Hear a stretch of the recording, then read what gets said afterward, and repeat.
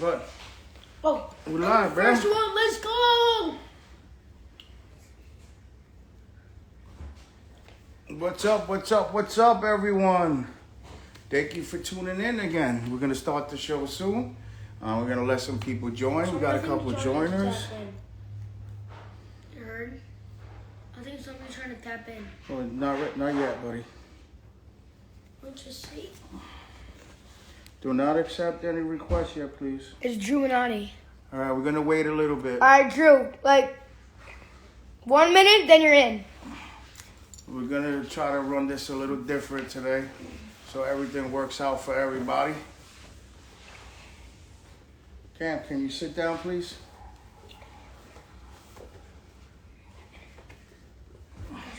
Not yet. All right. Patience, my friend, patience. What's up, what's up, what's up, everyone? We got a couple minutes. We started a little late. Camren had a baseball game today. We won. So. Because of me. I stole home. We won. He stole home twice, actually. It's a pretty cool game. And then my second stole home was kind of like a walk-off steal home, and then we won. No, whatever that means, guy. Yeah, whatever.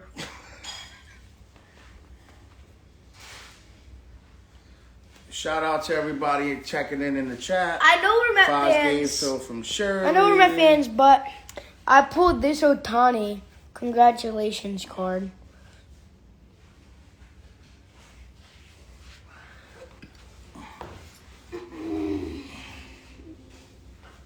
What's up, What up, everybody? And everybody.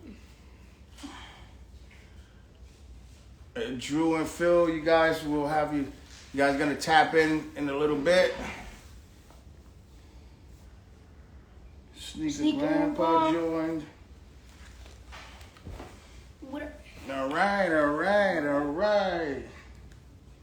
So, without further ado, this is Amazing Met Zone presents Friends of Flushing, and tonight we have a pretty decent amount of stuff to talk about. Before we start, I want to give a big thank you to Mets Mom for carrying another boy for me. We're expecting a boy in February, so we're excited about that. I'll post the video for you another day or two of the gender reveal that we did. It was exciting, and we have great news about that. Tonight's episode, first and foremost, before we start, I want to give a shout out to Jumanati, 82, Phil from Shirley, Drodo, Mets Hype, and all the boys here at Amazing Met Zone. I want to give a big shout out for the video that you guys seen that we posted earlier from Hirsh Dustings was the one who edited that for us, and he's working on some film editing that we're doing. So big shout out to Hirsh Dustings. Grandpa Pora, I see you in the check-in. Yeah, so let's talk a little bit.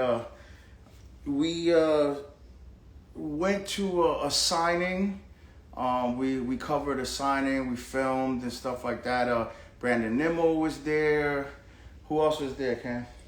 Jeff McNeil and Jose Reyes. Jose Reyes, yes. And do you remember it was Coach's Collectibles? Yes, it was. Yeah, shout out to Coach's Collectibles for putting on a great event that we were able and fortunate to cover. Camren did some interviews with Reyes, McNeil, and Nimmo, and we'll show the full interview with Nimmo in days to come. But Coach's Collectibles, they definitely put on a great show. We've covered some signings where it was just total chaos. The lines were everywhere. No one was in order. But these guys over at Coach's Collectibles definitely did the right thing, and they had everything in order. It was set. The lines were moving like really good and smooth. So it wasn't like total chaos. They would have vendors selling things. Yeah, so big shout out to Coach's Collectibles. We appreciate you guys. Shout out to the boys and everybody in the chat. We appreciate you. If you're trying to tap in, we'll bring you on shortly. We're just having some things to talk about. Tonight's guest also is Christopher. You've seen him around City Field. He's a photographer. He does really cool pics, and I mean, he's at a lot of games, and he has really great work. So definitely, guys, check him out. He'll be tapping in shortly. I'll let you, Chris, know when to tap in. Our second guest is Sneaker Grandpa. Most of you know him. He's a sneakerhead. He's a diehard Mets fan. So we're excited to have him on there also on the live tonight. So also go check his profile. So, I mean, what else can we talk about? They brought up the young guys. Ronnie's doing well. The team's doing well. They had a monster game yesterday. Right now, their game is tied up 2-2. So we're going to see how this is going to play out this evening. Another thing, like I said before, Hirsh does things. We appreciate you for the edit that you did for us today. Camren wants to show you something that he received from Vintage Mets, which is pretty cool. Vintage Mets on Los. We got a I Love It Here hat from him, and it was pretty cool. It comes in this super cool box. It's like a collector's item. Go ahead, open it up, bud.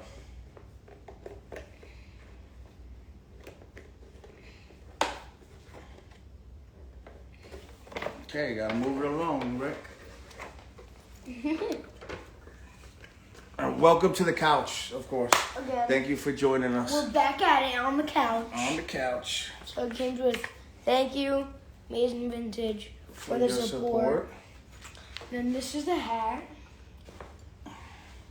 It comes with pin. I Love It Here I pin. Love It Here pin. Love It Here hat. It's a snapback.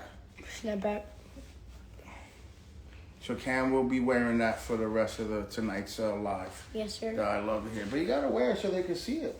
Why? Because you gotta show it off, man. I love it here. I love it here. There you go. Okay, Chris, if you're there, he's actually live tonight from the Brooklyn Stadium. He's covering the Cyclones, I believe. So, Chris, if you're there and you want to tap in, feel free. Please tap in. Please tap in. Chris. Christophe. We're waiting on you, buddy. I'm excited for both interviews tonight. I hope you guys are as well. You got to tap in, but there you go.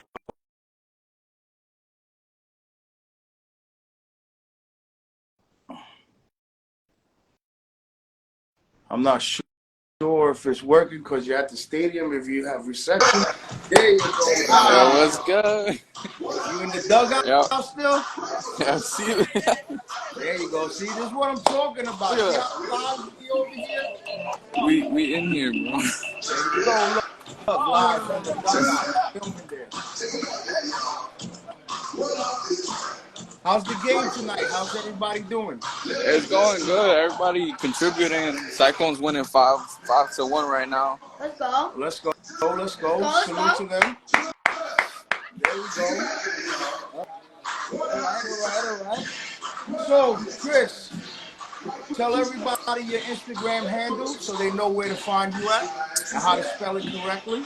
I'm at Gritofe on all platforms: TikTok, Instagram. It's CHRITOFE.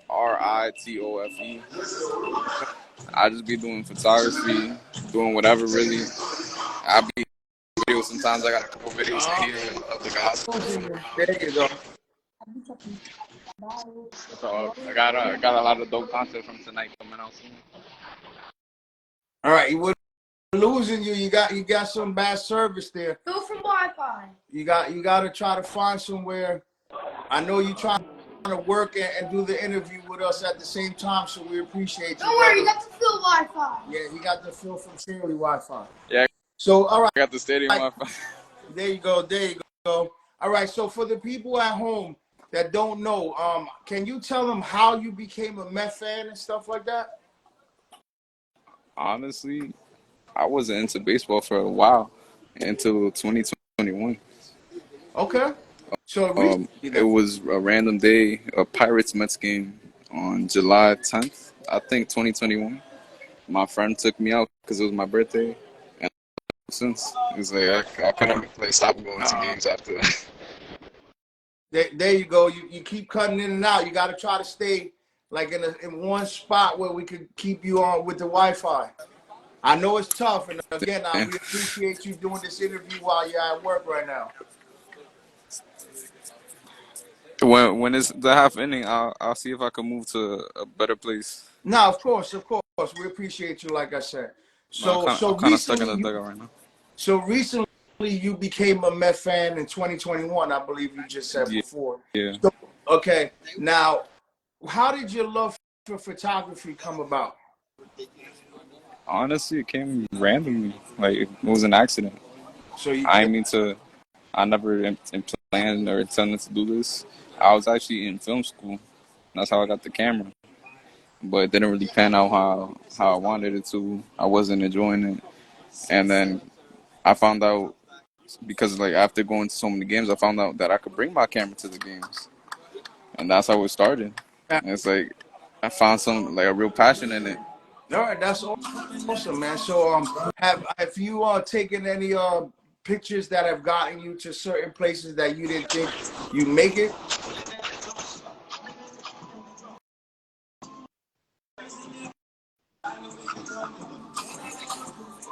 Guys, bear with him. He's at the stadium over there, so the Wi-Fi is a little choppy, but we're gonna try to conduct the interview as best as we can. So what we were saying was, Yeah. Can you hear us? Yeah, I got. All right. We good now. What we were saying was, any certain pictures that you have taken that have gotten you to like certain places, or the eyes and the attention of people that you didn't think that would come across your work?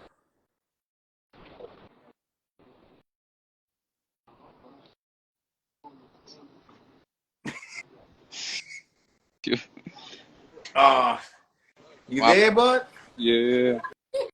I got the first part of the question. You were saying like any pictures that got in like attention from players or something like that? Or anyone in general, that any picture that you have taken throughout your career that has gotten the attention of people you would have least expected that would have came across your work? The first player to ever like anything out of nowhere was Glaber Torres out of nowhere. Okay. Just a random day. The first player to ever like my stuff. And it wasn't even like, in my opinion, a good picture. It was just he randomly he found it and he liked it. And ever since then, like random players like my posts occasionally. Okay. The only players to ever follow me was some of these Cyclones players that I'm chilling with now. Okay. You gotta hook us up so we can get an interview with some of them, because I know they're the I'll see what I could do. Like, I'll see what I could do. Yeah, the off I'm still trying to develop a connection myself. I got you. Bro, I'm here with Alex Ramirez right there. All right, there you go. I've been talking to him a little bit, Junior Tillian too. We've been chopping up in Spanish too. Okay, that's throughout awesome. the night and stuff. Now, for those who don't know, you don't just film Met content. You film all teams and, throughout baseball. So I just want everybody, I want to clarify that he doesn't just film the Mets, but he is at Citi Field a lot. You will see him there at games. So if you see him, say what's up and check out his work. Who is your favorite player that you've taken a picture of? I have to say Willie Adames. It was a pretty cool story. He actually posed for it from the dugout. I made friends with one of the third baseman officers that like patrol the game like in between innings. Okay. And then he's actually was Freddie Peralta's cousin. Oh wow! All right. And then he said, "Yo, I'm gonna get Willie's attention for you." And then he told Willie to look. And then it was kind of funny. He told him like do the little heart, and then Willie was like excuse my language, but he's like, what fuck I'm doing that for another man for? That's true. So he did a little peace sign, and then it's him and Freddie Peralta cracking up in the picture. Oh, that's pretty cool, man. So the next question would have been, what would have been your favorite picture that you've taken? So I'm gonna assume that was the favorite picture, or you have another one. Probably not. I think it's pinned on my profile. I really like this one shot of Citi Field from like the flowers of like not the flowers like around the Apple statue. Okay. And it's just I just really like how it came out. Yeah, that's the exact one he's talking. I'm talking. There you go. Cam knows. Show him again, Cam. I really like how that one looks, bro. And That it was got a nice. decent amount of likes. That's one of my most liked pictures. Okay. All right. Shout out to everybody in the chat. We appreciate you guys. Mason K's mom joined. Alexa, thank you. Thanks for the support always, and you always look out for us. We appreciate you. Vintage Mets. You already know Cam got the hat. He did a little. He loves you here always. So who would be your favorite player? Honestly, it's hard to choose because like it's so many to choose from. But I really like Lindor. Really like Okay. Willie Adames too from the Brewers. I really like Got, those players as that can bring it on offense, but bring it just on the same energy on defense too. gotcha. I'm a big defense guy. So we have somebody tapped in. There goes Drodo right there. What up, From fellas? Shirley and Andrew. You guys, I want you to help me do the Sneaker Grandpa interview. So we're gonna do that. Dro, do you have any questions that you have for Chris? Yeah, what's it like being in that bullpen, in that dugout right now? Man, it's hilarious. These dudes just messing around with each other, being like it's mad. Dominicans in here too, just being the most Dominican selves they can. Oh, They're oh, just pero que la vaina. yeah, just Oh, feel yeah. like they're just going back and forth with each other. You got two going at it, and then one trying to be a mediator, like chill out with teammates and stuff. All in Spanish, so it's mad funny in here. That's great. That's great. So, how do they feel about the team as a whole now? The Mets, the way where they see the younger guys coming up. Do they have any? What do they say about it? Like the players here. Yeah, Well, a lot of them too is like you would expect to see them in like Cyclones gear. Like a lot of them got like Mets elbow pads, yeah. Mets knee pads. Like these guys really rep the Mets hard. Like they really trying to like get there and stuff. Yeah. And like it's nice seeing like Ryan Clifford, who we got from the Verlander trade. He's been playing first base down here, and Alex Ramirez, too, top 100 prospect. It's really they really putting in work, and you can see it like being in here in this dugout. Do you mind if you try to get no one's attention? He did before. He showed us. They're I busy. would, but Can't So really. if you they had to focus. pick, if you had to pick right now, one player in that dugout right now that's making it all the way to the show, who are you picking? Who is like Ooh, the standout on the Brooklyn Cyclones right now? definitely Alex. Like even if he's not playing well, like he hasn't really done much tonight. I think he maybe got a single, but besides that, like you could just see it in like the way they all like treat him and like his aura just walking around this dugout. Like it's like you can tell he's in a top 100 prospect. Perfect. Hell yeah, love that. And Jet's in there too, so that's surprising you said that. I love it. That's on the other side of me. So Yeah. I'm at one corner. I can't really be moving from here. Yeah, stay right there because the Wi-Fi is Yeah. working. Yeah, it's sounding good. So everything's everything. All right. So now, how do you feel about how the Mets are playing right now? I like it. Like I don't understand why people get upset with it. It's like we sign up for this. We sign up to lose, or like at least it's not about winning right now. It's about developing the guys to see who's gonna stick around when we try to start winning again next year. That's Like it. like a lot of people want like for example David Peterson and Tyler McGill gone from this team because of their ups and downs. But I feel like why not give them their like another chance right now? See if because like who else is gonna play during this time? Anyone Sorry for, except them. For sorry the for most part. interrupting, No, but I feel you though. Drodo Like just left. September is all about. It's a losing season. September is all about testing the water, seeing what you got with who you got it with. You know, Yeah, I feel All that. right, I'd rather Drew figure it out now Minotti. than find out next year. Real quick, fellas. Drew Minotti, 82, said that Parada just left. He did like last week Yeah. while they was away. So there goes that. He walked. I'm not sure. Does anybody know where he went? Huh? He went to Double A to St. Lucie. Oh, he went. I mean, not Oh, St. Lucie. okay. The Rumble Binghamton. Ponies. Okay, Binghamton. gotcha. All right. Lex made it sound like he like just walked. That's crazy. I All was right, about to say he's a good prospect. we have a question in the chat. Uh, Drew Minotti 82 says, "Love, Blade Tidwell, and Basil. When do you think they will be ready?" Late Tidwell? I don't know. I've heard some people talk about bringing him up now for September. That's how some people speak highly of him and stuff like that. So who knows what he could turn into this offseason and possibly make the team like after like a good spring or something like that. I think that's his potential. At the very least, he'll probably make it to AAA by next year, at the start of next year, and then There we go. that's still a pretty good spot. And like, All right. Shout out Miss Jenny in the chat. That's Cameron's adopted godmother. She calls him her adopted godson from the stadium at City Field. So shout out to Miss Jenny.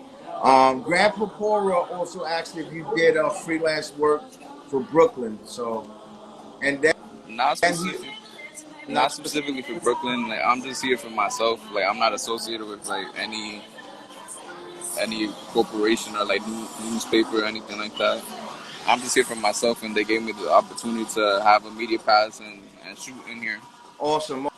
Awesome. And Grandpa Pora also said Vasil opening day 2024 and Tidwell 2025.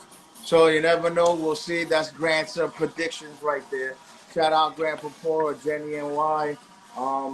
Wish you got your page back, but we're still praying for you, dog, while you're there.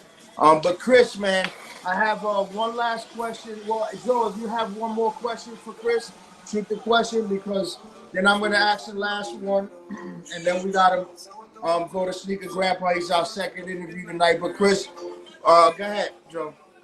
I mean, I don't really have anything, just more of like a response than a question. Remember, let's remember, Brooklyn is kind of low A at the same time. So Yeah. like, there's all these guys in here, it's stacked. Like, it's an exciting part of the journey. One cool thing we're starting to see is we're seeing, he's in single A. We have people up at triple A, like through this whole process, this journey that these kids go on. And so it's interesting to say, like, oh, 2024. I mean, the odds are that like anyone on that Brooklyn team isn't going to be major league ready for next year, but there's a lot of talent on that roster. So I've been meaning to make it out to the Cyclones game. It's cool that you get to go in the dugout and stuff. I'll have to come out there and go to a Cyclones game. I definitely recommend it for anyone, especially since I've heard people don't have the funnest time going to City Field watching them lose. This is a good replacement for now. True. Right. So, Chris, real quick, Yeah. Camren has a question for you that he wants you to answer. What's the craziest picture you've ever Taken. Craziest? The craziest picture you've ever taken. I would say I don't really think I get any like crazy pictures like that, but I would say I get a lot of like crazy timing, or like I'm at the right place, right time type of thing. Okay. Like I remember I went to see the Padres against the Yankees because I wish I could have saw like Fernando Tatis here, Okay. but by the time he was still suspended while the Padres was visiting us, so the only way to see him was at Yankee Stadium. So I went one day and then I snuck into right field because my ticket was all the way in the 500s or 400s or something like that. And then I snuck down to right field because there was a bunch of empty seats. And I caught him dancing around after the fans chanting like steroids and stuff like that. Him dancing around, having a good time. Like I caught him smiling. I caught him going like this with the heart. And I thought that was really cool. I really liked that picture that I was able to capture in that moment. No, that's awesome, man. So Chris, with that being said, man, I want to thank you. Well, we all want to thank you for your time, and thank you for stopping by with us. And we'll see you Let's at see me City around. Field more. And we appreciate you, man. And continue doing what you're doing because you really do put out great photography, pictures and take great photography. So we look forward to seeing more of your work, and it's well deserved, brother. So we want to give you your flowers for doing what you do and putting out great content, man. So thank you. Yeah, one day we gotta go to a game and sit with each other so we can hang For out. sure, bro. All right, brother. Yeah, I appreciate y'all having me on. No, It anytime, was bro. nice. Anytime you're watching the live and you want to try to tap in to talk with us, you're more than welcome to, man. We appreciate you definitely. We'll let you get back to work now, brother. Yeah, thanks for taking the time with us, man. Certainly appreciate it. See ya. Have a good night, man. All right, brother. All right, Dro. I'm gonna have the other gentleman tap in Yep, now. let's do Sneaker it. Grandpa, Patrick Dempsey. If you're there, start tapping in. We would love to conduct this interview with you. Dro, we'll see you soon, brother. You already All know. right. I'll catch you All later. right. Good luck, man.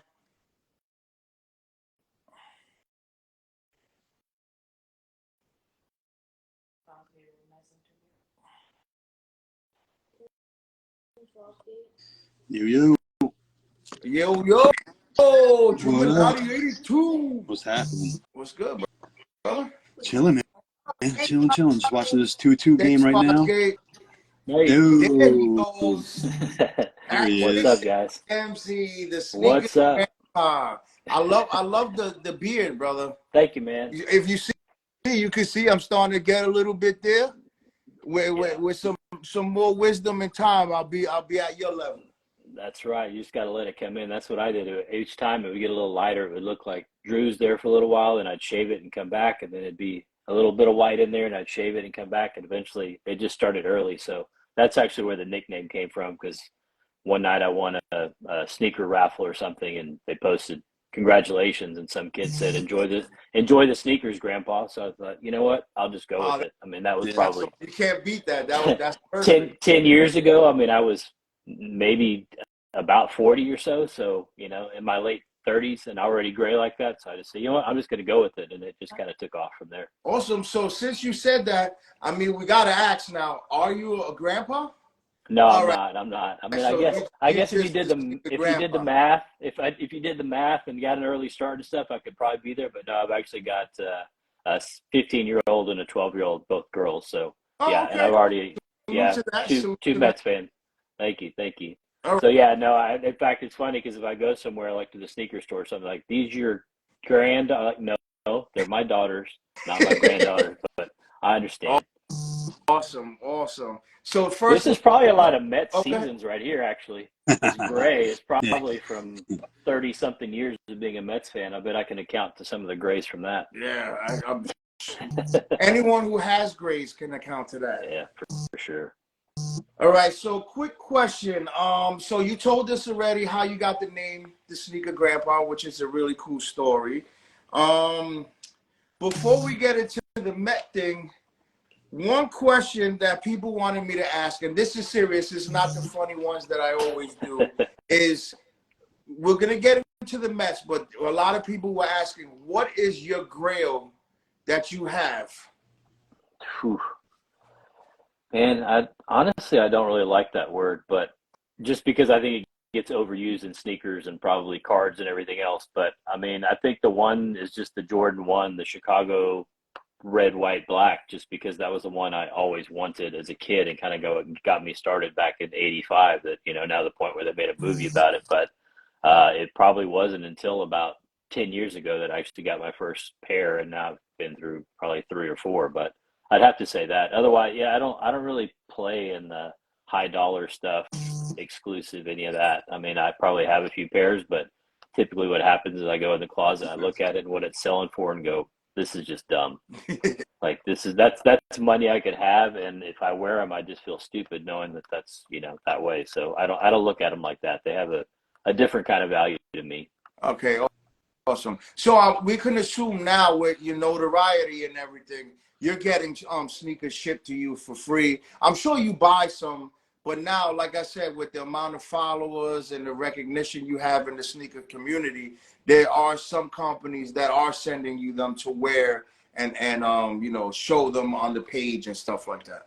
Yeah, it's been several good years now that I still do buy quite a bit. I still sell a lot. I keep trying to keep things moving out, but when I did, so really where my account took off was when Nice Kicks came to my house and did a sneak peek here, I and it see was that. kind of one of one of the first times really they'd gone. There was a series, I guess, but of regular sneakers. It wasn't a collectors, I should say. It wasn't a celebrity or musician or somebody with the high end stuff. It's just like, what do regular people have in their closets? And so since I had a relationship with those guys here in town, they came by, and so that, I mean, my account, I've had probably about 2,000 followers or so, and within probably a week or so, it was up over 10,000. So it took off after that. And one of the things I featured in that video was talking about Reebok a lot, just because people don't recognize it now, but back in the day, Reebok was above Nike. I mean, they were up there with Converse and Adidas and others, and Nike was just coming up. And so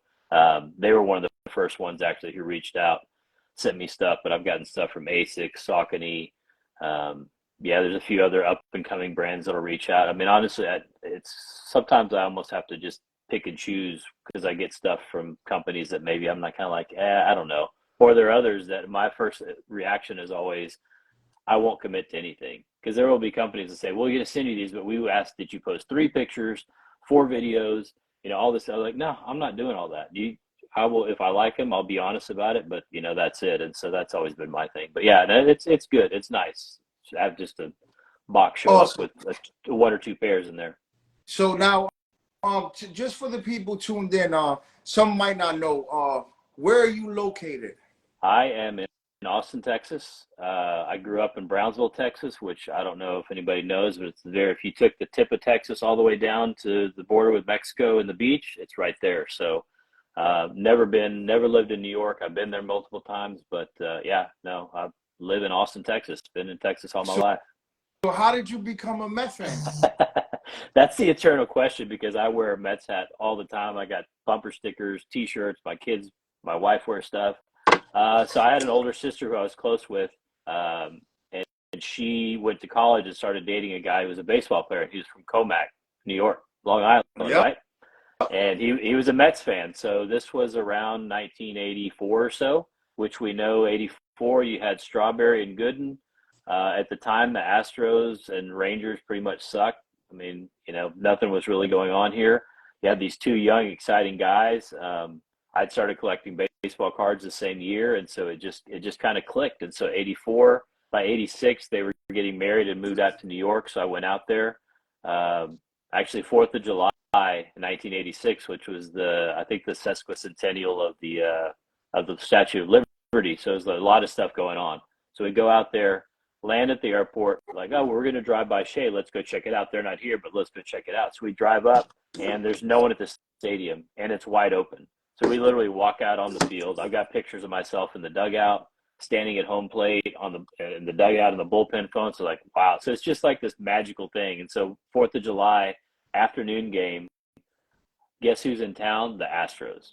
But at least it was Dwight Gooden against Darryl Strawberry, and it was a pitcher's duel. I think it ended either 2-1 or 3-2 or something. Like, great game, beautiful day. So anyway, so yeah, so I was kind of hooked. And then obviously 86, the magic of everything that happened between beating the Astros in the playoffs and then winning the World Series, I was hooked, and we all know since then how that's gone. But yeah. Yeah. All right. So Drew Minotti, 82. There is now your time. Go ahead with Sneaker Grandpa. Yes. You got any thing you Yeah, want to add? Patrick, we talk, quite a bit. I like seeing your collection. I like, the fact that you have different stuff, not just Nike. You branch out. I know you had to sell off a couple of. The Nats just scored. I saw Yeah. that. Yeah, I just got the alert. Yeah, we. I know. I just lowered it and shut it off because I can't watch it right now. You're probably on a streaming site. Yeah, no, I just popped up the alert. Sorry, I interrupted you. It's all good. I know. Recently, you sold off a couple of your, sneakers. I know you have a lot. You have a lot, and my question is, if you could go sneaker shopping with any Met of all time, doesn't have to be a current Met, just someone that you can go sneaker shopping with, like, who would that be? I think it'd be cool to get somebody back from that team, like the 84, maybe the 86, 87 team. So, say maybe Doc or Straw, because I feel like during that time was when sneakers were really taking off and new stuff was coming. It really went from kind of the boring all white shoes, and you were starting to get lots of color, lots of tech coming in. I think that would be really cool to maybe just say both those guys, because they were basically my heroes growing up as far as baseball goes. So yeah, I hadn't thought about that. Good question, but yeah. Yeah, and then a player on the team now, like who do you think has, like, I hate the word drip, but who do you think has like the drippiest collection right now on the team? I know this is a question that came out recently. They asked the players on the field who they felt had the best collection, and who do you think would have the best collection out of everyone on the team right now? Well, I mean, Lindor's definitely up Yeah, there, but he's a New Balance guy. Yep. So I noticed both he and his wife and kids are dripped out in New Balance all the time. So that would kind of mess that up. I mean, I know Big Drip is McGill. They've always talked about him. I don't know if that extends to his sneakers, but yeah, I would think I would think, actually, I think Francisco Alvarez has got some shoes. I've seen him wearing some Nikes and some Jordans and stuff. So I think he knows what's up. But it's just become so ubiquitous now with the sneakers and stuff, and especially as like the Mets have posted the videos of them walking up, you kind of notice, even, I don't want to say the dorky guys, but I mean, a guy like McNeil, you don't exactly think of having sort of style per se, but even they've all got stuff. So yeah, but I'd probably say Lindor. Yeah, You'd have to stick to the New Balance, but yeah. Lindor had those Action Bronson cleats that came out. They were pretty dope. They were nice. That the same colorway that the Bronson New Balances. Yeah. And then a Met themed shoe. Like, what's your favorite Met themed sneaker you own? Like, could be anything simple. Like, it doesn't have to be anything too crazy. Like, your favorite, orange, blue sneaker, anything. Unfortunately, everything that comes out always gets tagged as the Knicks, who I'm not a fan. But I mean, I definitely would say probably I like the Patrick Ewing, the rivalries. I also like they're actually the Knicks, but there was an orange and blue pair of Jordan 1s that came out a few years ago. And in fact, I think those are the ones when we went to go watch them in Houston, those are the ones I chose to wear. So I also got a pair of New Balance 1500s that are blue and orange. So yeah, but I'd probably say the Jordan 1s probably. Yeah, like you said, they usually go along with like the Knicks, but at the same time, I make them into, like I love the Moabs, like the Huarache Moabs, like those are my favorite. I just always love the color. Like the high top ones are dope, but I just got the low top Huaraches that came out that mimic those Moabs. Just something about that shoe is just like it's just a nice looking shoe. Sometimes there's a shoe that I'm sure you know it, like it's a shoe that you might not wear, but you look at it and you're like, wow, that's a classic. Like, I just love everything about that. Like the materials they use, the cut, everything like that. It's, and that's probably what you were selling off a lot of your sneakers. Yeah, there's a lot of stuff you have. I mean, when you talk about that, I had to differentiate at some point. Something come out, and I like that shoe. I like to look at it, but I would never wear it, or it wouldn't look good on me. So I can appreciate it, and that's a lot of what I was getting rid of, just stuff that was in there going. I'm just never. I haven't worn these. You had some nice stuff that you're getting rid of. A lot of people are happy. I saw a lot of people tagging you, thanking you for selling them. Yeah, I mean, it's easy enough with eBay and stuff to comp prices. Yeah. So I always, as soon as someone said, "Man, that's a great price," because you're just always, especially with their friends or people going, "God, am I taking advantage of this?" But when they come back and say, "Man, I've been looking, that's a great price," like, okay, we're both happy. I made 3 times what I paid for them, and you got them for a good price. So win-win. Yeah, I remember I was talking about it. Like, you just wanted to, get rid of some of your collection and help people out at the same time. You weren't looking to make a killing on it, and that's all. I love seeing that in the culture of people who do that. Not just looking to resell, just to resell. Yeah. No, it used to be that way when 10, 12 years ago, and there's places like West NYC and places there in New York where, they only took phone orders. So you'd have to call, or if you made friends with somebody in New York, they knew somebody there and they go hook you up and take care of it. And then you could return the favor here. And that doesn't really exist now because everything's so much about monetary value that if it has any value, they don't want it. But then if it's not worth anything, then that's when they'll help you. So I get it, but it's changed a lot. So but I don't think it's a new generation. I think it's just like anything, like with cards. I've really gotten back into cards in the last few years. You can get in your own lane. There's plenty of other people who are there who have that, and I'm not going to judge anybody for trying to make some money, but it just kind of ruins it every once in a while. Yeah, I guess you get older and you just mature and look at it differently through a different lens. Like I'm not. I have a job, so I'm not trying to make money off it. But there are people who try and make a living off of it. Just like there were people during COVID who thought baseball cards were the future and they were going to be millionaires and start breaks and stuff. And now, how's that working out? Yeah. That was my next question was, how did you get into restoring cards? I see a lot of your stuff is pretty cool. Yeah, I mean, so that was another, like I said, back in '84 or whatever, I started collecting cards, and my dad was a coin collector, and so he definitely embraced that whole kind of collecting and got it. So, you know, a lot of people would buy like a pack at a time, and he'd be like, "Well, just get the box." Yeah. And I'd be like, okay. And then even throughout college, I would come home, and he'd have gone to Sam's or something and come home, and they, you know, sold boxes back then. And I'd come home to like 5 or 6 boxes and just stay up all night opening them. And like I said, during COVID, I kind of started to get back into it, and my younger daughter and I would spend time opening packs and going through stuff. In fact, Jason Dominguez, I posted about that. We don't talk about Yankees too much, but I was excited just because he was so hyped to see him now, you know, coming up and doing well. Well, I have a lot of his rookie cards, first cards, so trying to make a little bit of money on those. But to answer your question, basically, I kind of started to get more into vintage again, just to find a different lane because the new stuff was so hard to get. And so I started to get into that. But then coincidentally, I did buy a pack of Bowman, and whoever had autographed it had kind of put a little mark, like maybe they signed and then marked it with a pen kind of down below. So I searched how to get rid of that online, just on YouTube. And through that process, I came across a guy called Kurt's Card Care. And so I started watching a few of his videos, and I saw what he was doing. I was like, well, I have these vintage cards. At the same time, I had sent stuff off that I had bought raw either on eBay or off Twitter that looked great, and then I send it off and it comes back as a 2 or a 3. I'm going, oh my, you know, what's going on here? And then I started to kind of learn like the corner issues, the wrinkles and that. But you know, just like with anything, they're the purists who knock it down and say, well, this is cheating or whatever else. And so that's a whole other thing. But yeah, for me, it's all stuff I want to keep anyway. Right. It's disappointing the way the grading companies could look at a card one way and just because of small flaws give it a much worse grade than if it visually looks bad. But I don't know. Yeah. You got to see Cam's collection. Cam he's got a crazy collection. Yeah, he's got some cool stuff. I was just about to ask you that too. Do you collect memorabilia besides cards? And if so, what is your favorite piece of memorabilia that you have?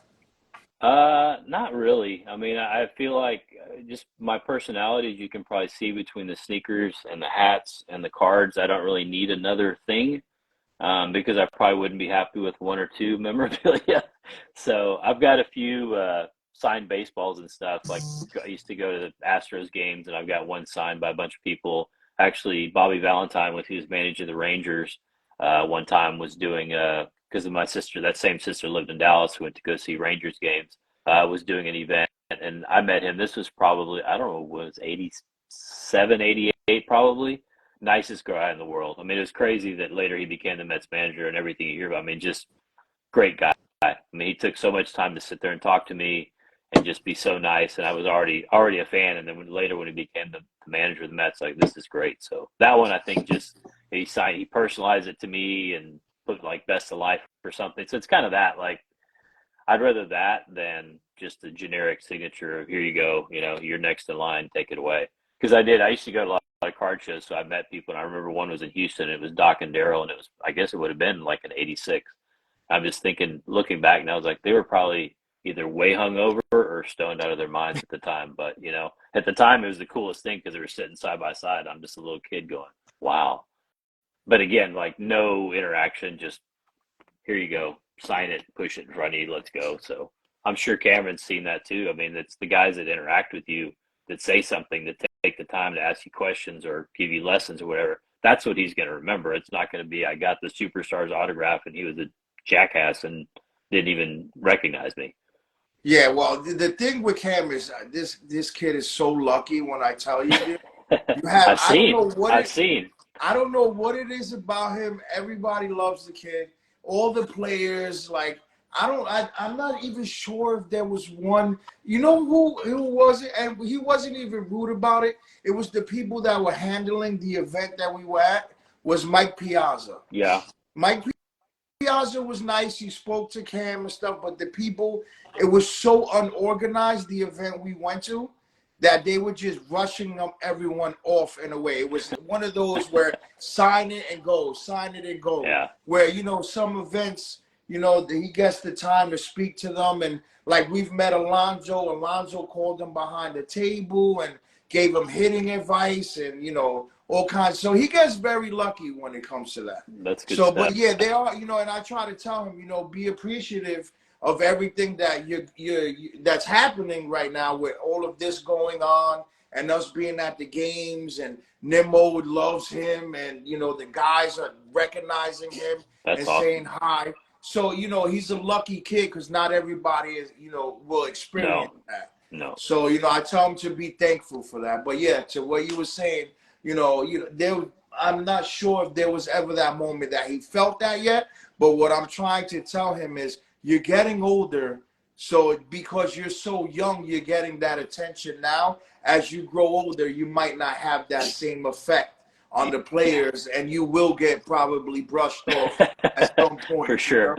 Yeah, for sure. I have a story about that one time. Chris Sabo from the Cincinnati Reds. I was like a big fan of his when I was a kid, and he was signing autographs at a game, and he was talking to like an older gentleman, and I'm sitting next to him as a kid and like asking him for an autograph, and he was like, "Excuse me, you gotta wait." And like you said, turn me off from him. That was it. I didn't like that guy ever again. Yeah. Like you said, especially as a kid. You know what I mean? Like you said, Cam gets special treatment for a reason, not just because he's a kid, because he knows how to talk to people, but still, like, you want to see those guys interact with the fans and be like, be appreciative of where they are and be humble. Yeah. And it kills you when they're not. And I'm sure it gets old from their point of view, but Yeah. they're the ones making the money, and this is part of the job. So, right. You got to do it. Yes, I was going to say that as well. The only other thing that, the one person that I can honestly say no matter what is one of the most stand-up guys on the team is Brandon Nimmo. Yeah. Brandon Nimmo, win or lose, good game, bad game, at the end of that game, will stop and talk to the fans, take pictures with them. He'll sign autographs, where a lot of the other guys, they don't even look at some of these kids that are out there to try to meet them. And, and that's that's my only downfall with that is, if you're not playing well or anything like that, we're still going out to see you. We still go to support you. And it's, I can understand when they don't want to deal with grown men that are trying to get autographs to go sell something. That gets annoying, I'm sure. Yeah. Get out of here. But the kids, stop for the kids. And I'm not saying you got to sign every single autograph like Nimmo does, because Nimmo signs every single person, no matter what, until that last person is gone. But the other guys, truth be told, we're filling the seats to go see you guys. At least take a time out to go, even if it's only 5, 6 kids that you sign, and then go home. That's cool. At least do it for some of them. Some of these kids wait out there for hours to try to meet them, and they don't even look at them. So that's the only part that I'm like a little like about with the Mets. But other than that, I love the team. You guys know. I remember David Wright was great. I actually went and saw them play in Houston also, and got there early. And I got him and Cliff Floyd, several of the guys, but David Wright just seemed like one of those guys who would stand there for as long as he could and just do that. But he's just always been just a solid guy like that. I mean, it sucks that Same thing with Nimmo. I didn't mean to cut you off, but it's like you said, right? And I would say Nimmo is that guy as well. Yeah, for sure. So, and one last question from me, at least. This was a question that was told to ask asked to you. It's not one of those funny questions either that I normally do on the live. This one is a real question, and they wanted to know if you can recall what was the first sneaker that you purchased that made you fall in love with sneakers. Oh man. Well, I mean, I think that goes back to the Jordan 1 I didn't purchase that I always wanted, so that kind of started it. As far as having like that, I mean, for a long time in junior high and high school, we just had to buy whatever the rest of the team was wearing, so there wasn't really that. But I would say it was probably the Jordan 6, my senior year in high school. That was just kind of the first, for one, it was my first real pair of Jordans, but also it was just like they were just so different from everything else, and just finally having a pair of Jordans that really made it cool. Awesome. Awesome. Drew, you got anything you want to No, ask him before we I end? mean, I love all the answers you gave me so far. I appreciate all of you. You do. You're like super approachable. Anyone that has any questions, I feel like you nail it. Like we I go back and appreciate it. forth on DMs, and you're super easy to talk to. A good family man. That's what I like to see. I know you're getting into your daughter's sports now. That's pretty cool. Oh yeah, Yeah. busy. It's not easy. It's not easy. No, But no. That's what I was talking to someone today. Like, there's no user manual. There's no no. right or wrong way to do it. So we're doing our best. Yeah. And Cam has one last question for you. What's your favorite sneaker brand?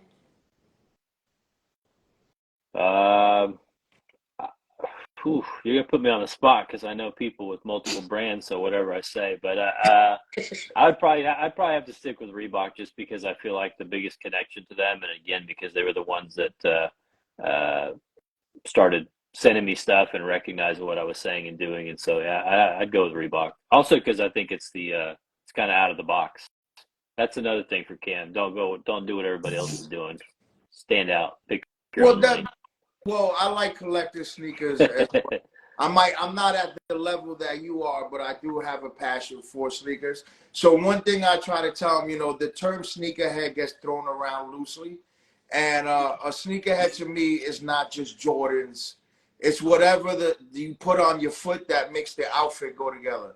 So It doesn't matter what brand it is. It could be Puma, it could be Fila, it could be whatever brand. As long as it makes the outfit complete and you look fly, to me, that's what you go with. It doesn't necessarily have to be a high top, a low top, a basketball, a runner. Like whatever completes the outfit, to me, that's what it's all about. Yeah, 100%. And gotta get the Gotta lid to get match fit. too. Yeah. The full fit. I like that hat, by the way, so I like it a lot. Thank you. Yeah. I don't know what's see, I don't know. They got to keep putting that damn 2000 World Series logo on all these hats. Like We don't have too many. No one wants to buy a Mets hat with the 2000 World Series logo on there because it's got a Yankees logo on there too. But they keep doing it. Yeah. I actually got a design. I designed a hat with Fresh Rags not too long ago, and may or may not have a Mets version one that we worked on with someone else. So I'll keep an eye out for that. Yes, definitely let us know. And when you're gonna have that drop, make sure you get in contact with us so we can have you back on, and then you can tell us all about it, and we'll promote it for you. Cool, man. Appreciate it. All right, so Pat, Drew, you want to say any last thing to Pat? No, I appreciate all that you do, man, and we'll definitely be in touch. Yeah, yeah. No, we'll be in touch. Y'all know where to find me, and I appreciate y'all having me. It's fun. Yeah. So with that being said, from all of us here at Amazing Met Zone, Friends of Flushing, we appreciate your time and the interview that you did with us, and it means a lot to us. Anytime you have anything to promote, feel free to reach out to us. We'll post on our page for you without a problem. No second thoughts. We got you. We love and appreciate you. And thank you for joining us here on Friends of Flushing, man. All right. Thank y'all. Appreciate it. Thank you. All right, everyone. Thank you again for tuning in to Amazing Met Zone presents Friends of Flushing. This was another episode in the books, and I think it was a great show tonight. And we had 2 great interviews, and those of us who helped conduct the interviews, I appreciate you, Phil from Shirley. I know you were trying to tap in, but I was trying to hold you and Drew to this one because I wanted this one, to be something great also. So we'll see you next week. And salute to everybody on the check-in and in the chat. We appreciate you. Hirsh does things. Miss Jenny, Vintage Mets. Drew, if you got anybody you want to spit off. All the city boys, I know that when they tap in, just like you said, Vintage Mets, Jenny, Hirsh, love it. Love this family. Yes, sir. All right, everyone. We appreciate you for tuning in. We'll see you next week, Wednesday night, 9 p.m. Eastern time. Kids, if you're still up, get your butts ready because there's school in the morning. We love you. We're out of here. Let's go, Mets.